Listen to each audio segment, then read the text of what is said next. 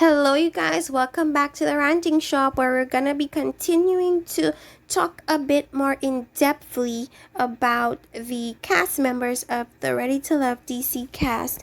The last person we talked about was Walter, and Walter is a boxer. I forgot to talk about that.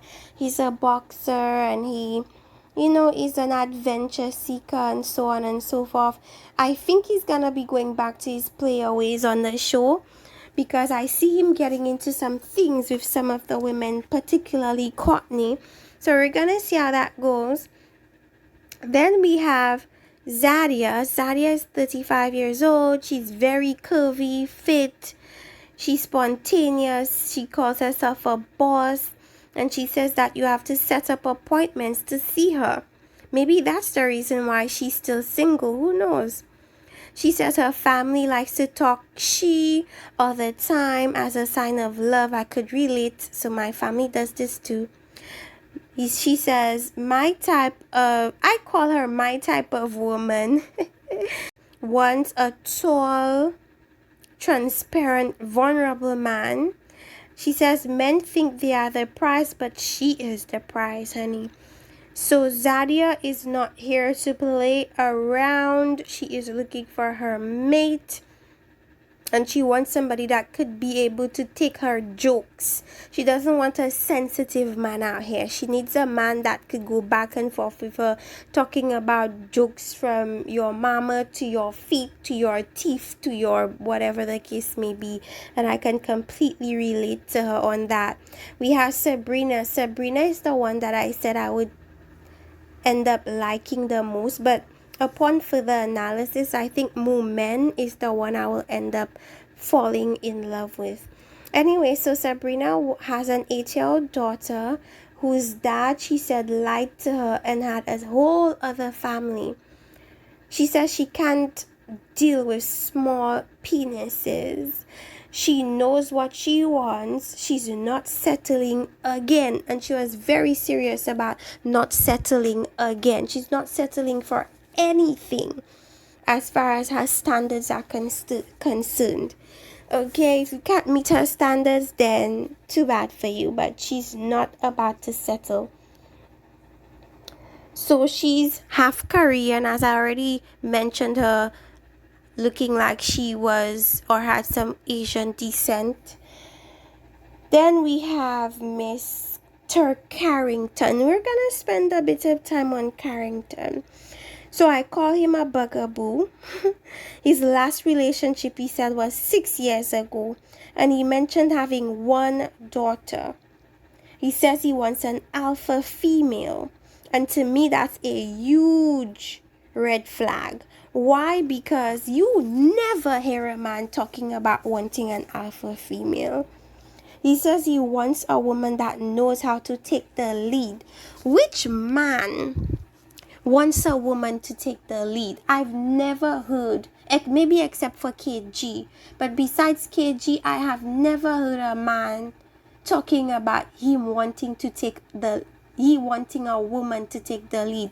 What that reads like to me is that all he wants is a woman to live off on. That's what it sounds like to me. He wants a woman that he can live off of. And that couldn't have been more true than when details came out about Mr. Carrington and a whole bunch of things that he's done to women, particularly about this woman. Now, I don't know if her name is Donnie, but that's the name that was on her chat, because she was on Commission Reviews and she gave the whole tea. And she was the one, I believe, that spilled all the tea about Carrington on Twitter, and that information was passed around everywhere. So she basically reiterated everything she posted, and she gave just a little bit more detail about what went on. Now, the entire interview was a little bizarre to me because there were a lot of awkward silences, and it almost seemed like she wanted to be coerced to speak. It's like she was in two minds and she didn't know whether she wanted to speak or not. And it was just a very overall weird interview. And a lot of the things that she said seemed a little contradictory as well. Not that I'm saying that she's lying, because I cannot ever call somebody a liar if I don't have the facts myself. So we can only believe what she says. Anyways, let me talk about a couple things that she said. So she says she wanted to share her cautionary tale, and the reason why she shared it was because she wanted to warn other women about him. And when she saw that he was on a contestant on Ready to Love, she felt like she had to tell her story ASAP, because she doesn't want another woman to end up in the same situation that she did. So she took him in at some point when she realized he was homeless. He soon told her there was a baby on the way. He stole a Rolex from a woman. He gave her a drink. When she was sleeping or whatnot, he took the Rolex, he left with it. He takes controlled substances, allegedly. That's what she said.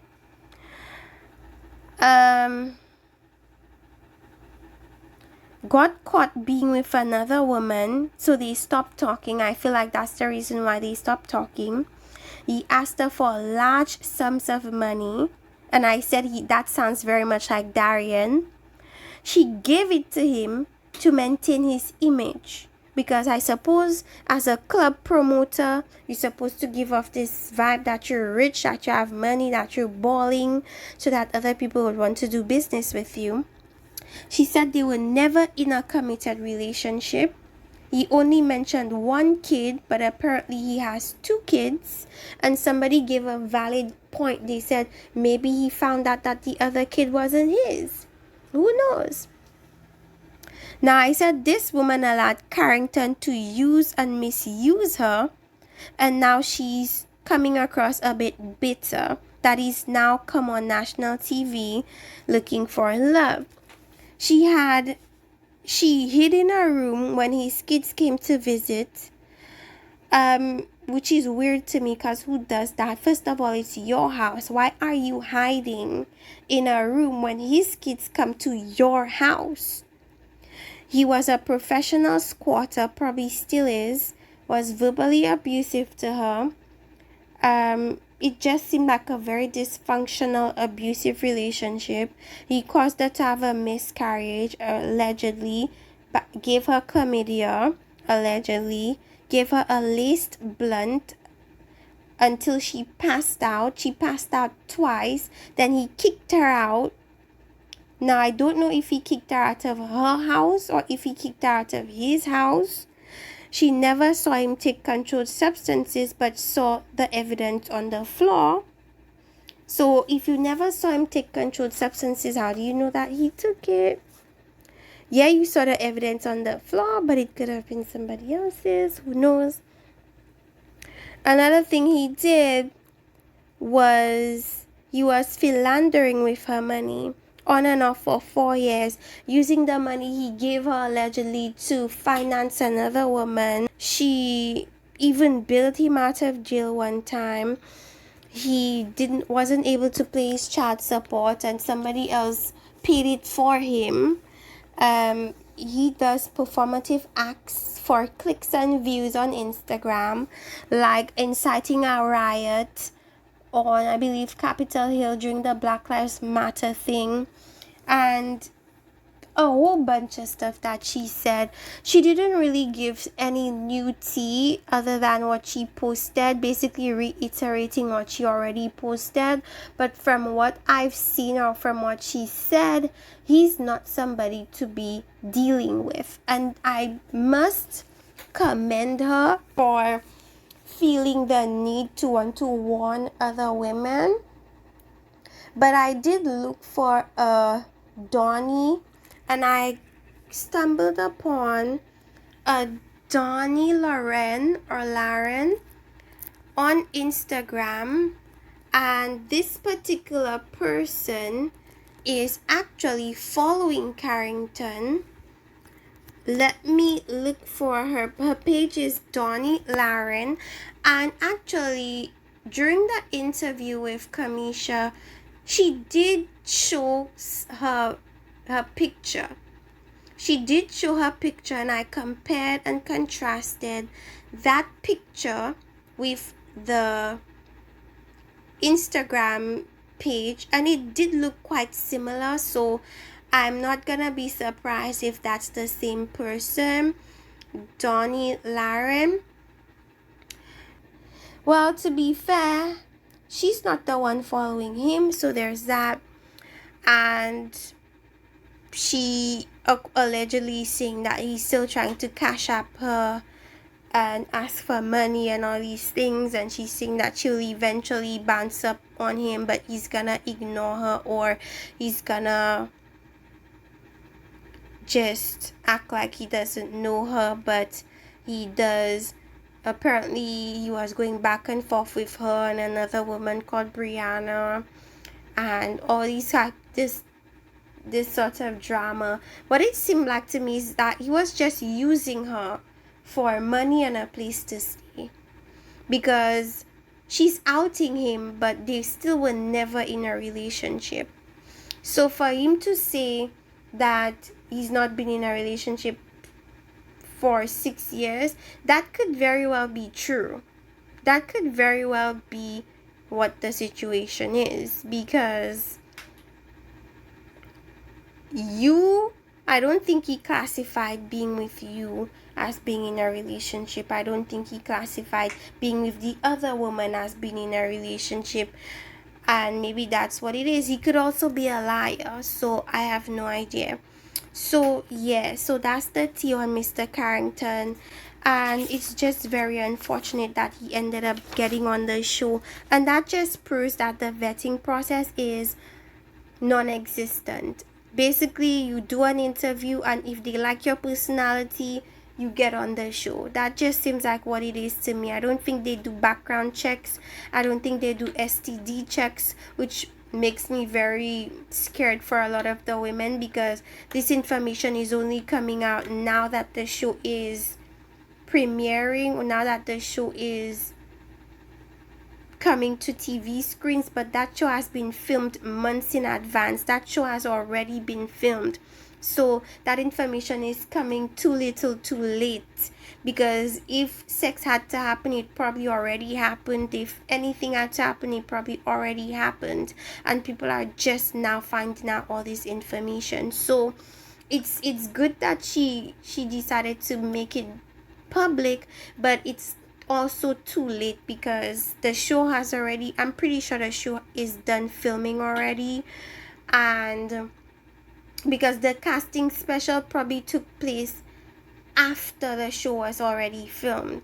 Now I'm not sure when the reunion will be taking place, but I'm pretty sure it probably took place or is gonna be taking place now or sometime soon, where all that information about Carrington is gonna be coming out. She also points out that information is gonna come out on the show that's gonna confirm a lot of what she had been saying about Carrington. We're gonna see and hear about that.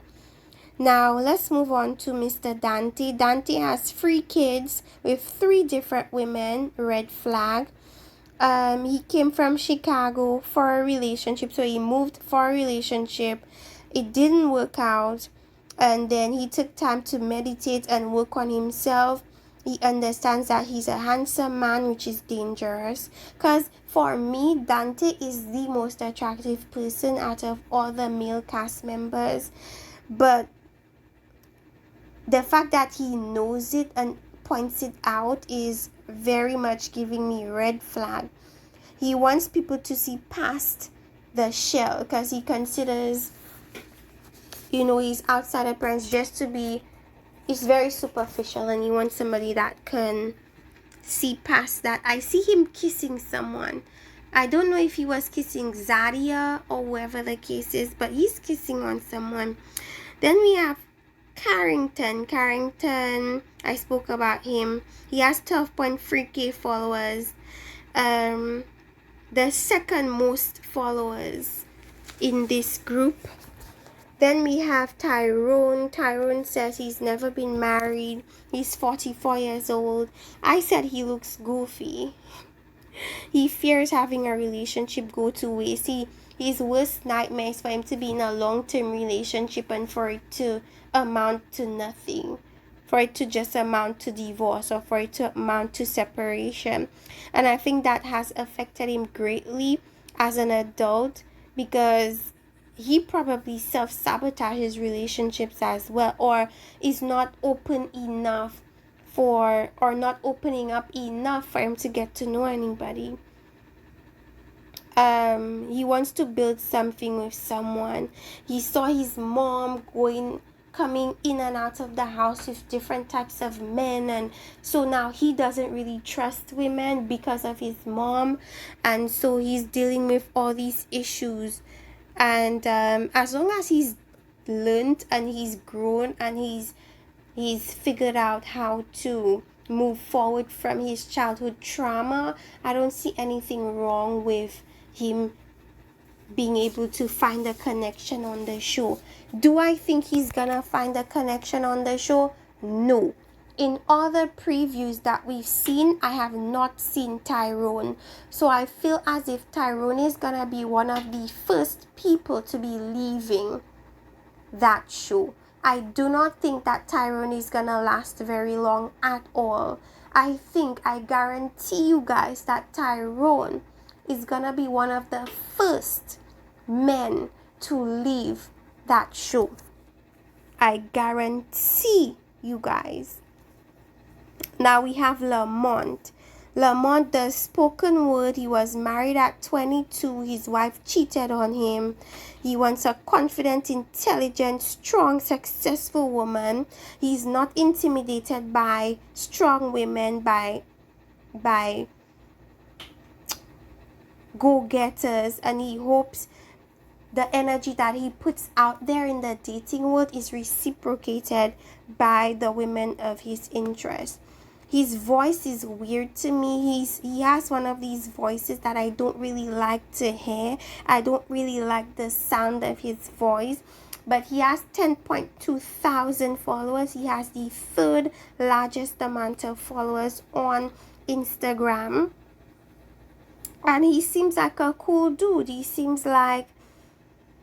definitely seems like one of these hotep type of men.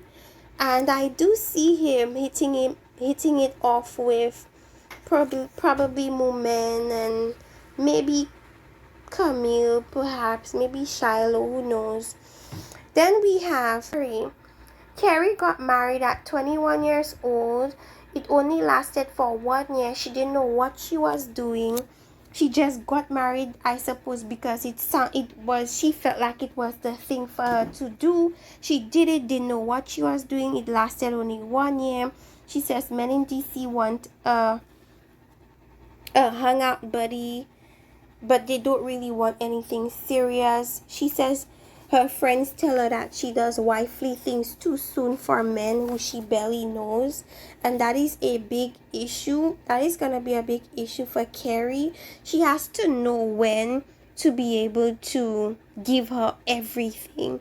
And in the dating stage is never where you're supposed to give your everything. Dating stages is where you're getting to know people. You should never give your all in the dating stage. Why? Because you never know where it's gonna lead. It might lead to nothing, and then you waste your resources and your energy on someone that just was temporary. So yes, she should listen to her friends and take her time and get to know these men and make sure she's not giving all of herself to people that might very well not see her in the next 2 months. So that was Carrie. Then we have Libba.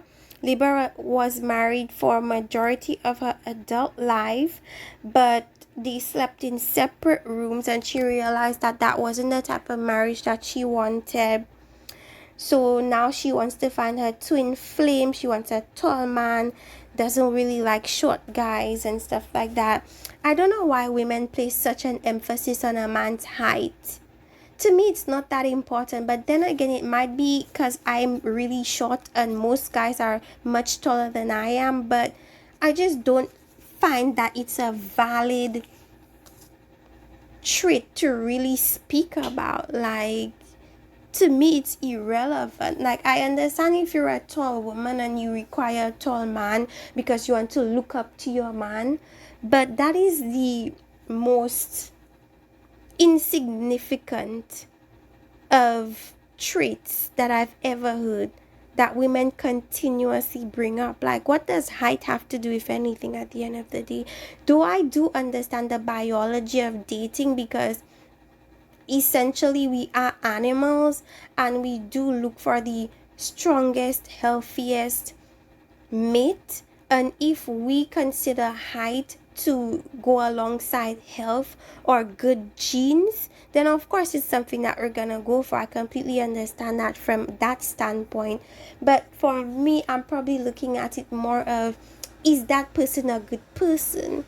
And in that regard, that is more important than how tall that person is. But people are allowed their preferences.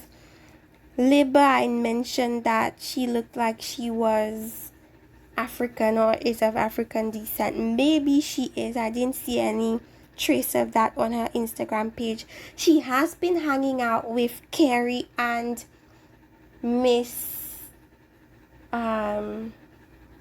she has been hanging out with Miss Kyra from the last season. So they've all been hanging out together. She has a lot of personality. She's very wild, very open, very, that type of individual. I think she's a teacher as well. We have Naeem. Naeem is 40 years old. His last relationship was 1 year. She left to move across the world, and he didn't know that until very late.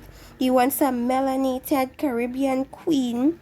That's gonna be probably a good match for Miss Courtney. Miss Courtney is a Caribbean queen. So am I. He doesn't care for makeup.